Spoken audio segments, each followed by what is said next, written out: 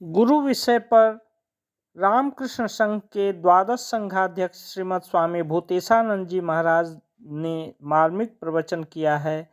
प्रस्तुत है उसका चतुर्थ अंश। गुरु। दूसरी तरफ यदि शिष्य योग्य नहीं है तो वह गुरु के उपदेशों को ठीक से धारण नहीं कर सकेगा। तब उपदेशों के हितकर होने की जगह हानिकर होने की संभावना ही अधिक हो जाती है। विरोचन के प्रसंग में इसका प्रमाण मिलता है। एक बार प्रजापति ने कहा, य आत्मा अपहत पापमा विजरो विमृत्युर्विशोको विजिघत्सो अपिपासः सत्यकामः सत्यसंकल्पः। जो व्यक्ति इस आत्मा को पाप शून्य, जरा रहित, मृत्युहीन, विशोक, क्षुधा रहित, पिपासा रहित, सत्य काम और सत्य संकल्प रूप से जानता है, वह संपूर्ण लोक तथा समस्त काम्य वस्तुओं को प्राप्त कर लेता है। इंद्र और विरोचन दोनों आत्मज्ञान की इच्छा से समिधा लेकर प्रजापति के पास पहुंचे। गुरु ने उनसे 32 वर्ष तक ब्रह्मचर्य पालन कराने के बाद पूछा, किमिच्छन्तावास्तवमिति तौ। तुम दोनों किस चीज की इच्छा से यहाँ ठहरे हो? दोनों ने आत्मविद्या की याचना की। प्रजापति ने उपदेश देते हुए कहा, एषो अक्षिणी पुरुषो दृश्यत एष आत्मा इति। यह जो पुरुष नेत्रों में दिखाई देता है यही आत्मा है। और भी कहा, एतत् अमृतम अभयम एतत् ब्रह्मेति। यह अमृत, अभय और यही ब्रह्म है। प्रजापति ने एक पात्र में जल लेकर पूछा, इसमें क्या देख रहे हो? उन्होंने उत्तर दिया, हम इसमें अपने संपूर्ण शरीर, नख, केश आदि का प्रतिबिंब देख रहे हैं। प्रजापति ने कहा, यही अमर अभय आत्मा है, यही ब्रह्म है। वे दोनों ऐसा समझकर चले गए कि हमने आत्मा को जान लिया। नेत्रांतर्गत पुरुष कहकर प्रजापति चैतन्य का स्वरूप बताना चाहते थे, परंतु उसका मर्मार्थ समझे बिना ही इंद्र तथा विरोचन को जाते देख प्रजापति हंसने लगे। विरोचन ने जाते जाते निष्कर्ष निकाला कि आंखों में मनुष्य की देह की परछाई पड़ती है और जल में भी मनुष्य के देह की छाया पड़ती है, अतः यह देह ही आत्मा है। इस लोक में देह रूप आत्मा की पूजा सेवा से परलोक पर विजय पाई जा सकती है। विरोचन ने लौटकर असुरों के बीच इस विद्या का प्रचार किया। अपने शरीर को पुष्ट और रोग मुक्त करो, इसी से तुम अमृत या अभय के अधिकारी हो जाओगे। पर इंद्र ने विचार किया कि देह में परिवर्तन के साथ प्रतिबिंब भी परिवर्तित होता है, अतः देह आत्मा नहीं हो सकती। आत्मा तो अजर अमर अपरिवर्तनीय।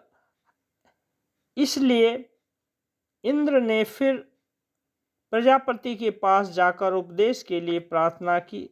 इस प्रकार इंद्र सच्चा आत्मज्ञान प्राप्त करके देवताओं के पास लौट गए। विरोचन आत्मज्ञान से वंचित रह गए। वे तथा असुरगण शरीर को ही लेकर रह गए। अयोग्य शिष्य की हालत ऐसी ही होती है। किसी भी विद्या की प्राप्ति में योग्यता आवश्यक है। गुरु भी शिष्य में श्रद्धा तथा निष्ठा देखकर करुणावश उसे शिक्षा देकर ऊपर उठाने का प्रयत्न करते हैं। छांदोग्य उपनिषद में गुरु कहते हैं, स य एषो अणिमयि तत् आत्ममिदं सर्वं तत्सत्यं स आत्मा तत्त्वमसि श्वेतकेतो। यह सूक्ष्म वस्तु ही जगत का स्वरूप है, यही सत्य वस्तु है, यही आत्मा है, इसी को जानो। हे श्वेतकेतो, वही तुम हो। इस प्रकार गुरु आरुणि उद्दालक विभिन्न दृष्टांत देकर श्वेतकेतु को समझाते हैं। श्वेतकेतु बारंबार कहते हैं, मुझे फिर समझाइए। तब गुरु ने कहा, श्रद्धस्व सौम्येति। हे सौम्य, श्रद्धा का आश्रय लो। गीता में श्रद्धा के विषय में कहा गया है, श्रद्धावान लभते ज्ञानम तत्परः संयतेन्द्रियः ज्ञानं लब्ध्वा परां शांतिम अचिरेणाधिगच्छति। अर्थात श्रद्धावान, तत्पर तथा जितेंद्रिय व्यक्ति ही ज्ञान प्राप्त करता है तथा ज्ञान प्राप्त करके वह परम शांति को प्राप्त हो जाता है। अब उसके विपरीत आचरण करने वाले व्यक्तियों के संबंध में कहा गया है, अज्ञश्च अश्रद्धानश्च संशयात्मा विनश्यति नायं लोकोस्ति न परो न सुखं संशयात्मनः। अज्ञानी, श्रद्धाहीन तथा संशयी व्यक्ति विनाश को प्राप्त होता है। संकालों के लिए यह लोक, परलोक तथा सुख कुछ भी नहीं है।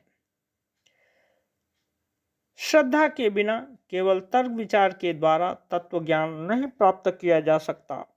श्रुति कहती है, नैसा तर्केण मतिरापनेया, इसे तर्क से नहीं प्राप्त कर सकते।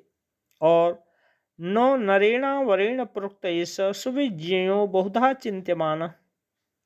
यदि कोई अयोग्य व्यक्ति आत्मज्ञान का उपदेश दे भी तो भी वह किसी काम का नहीं। अतएव सद्गुरु की कृपा पाने की योग्यता अर्जित करनी होगी और जी जान से प्रयत्न करना पड़ेगा। श्री रामकृष्ण की एक उक्ति है, मानव गुरु मंत्र देते हैं कानों में और जगत गुरु देते हैं प्राणों में। मानव गुरु प्रचलित प्रथा के अनुसार केवल उपदेश के द्वारा शिष्य की सहायता कर सकते हैं। इसी को ठाकुर कानों में मंत्र देना कहते हैं और जगत गुरु प्राणों में मंत्र देते हैं, अर्थात अंतर में प्रेरणा जागृत करते हैं।